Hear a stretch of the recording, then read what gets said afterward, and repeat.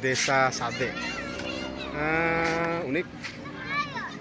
Sebenarnya yang seperti ini juga ada di Kabupaten Bima, khususnya di Desa Maria, Kecamatan Wau. Tapi perbedaan di sana itu tidak ada orang yang tinggal, hanya kompleks rumah lengge. Di sini lebih unik dan lebih apa ya? Lebih bagus lah dibandingkan di Bima.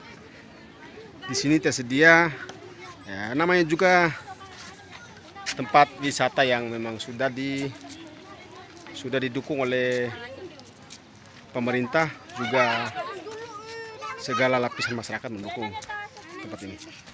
Terima kasih.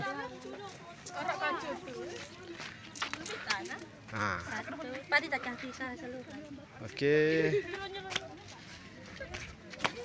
Mau kemana?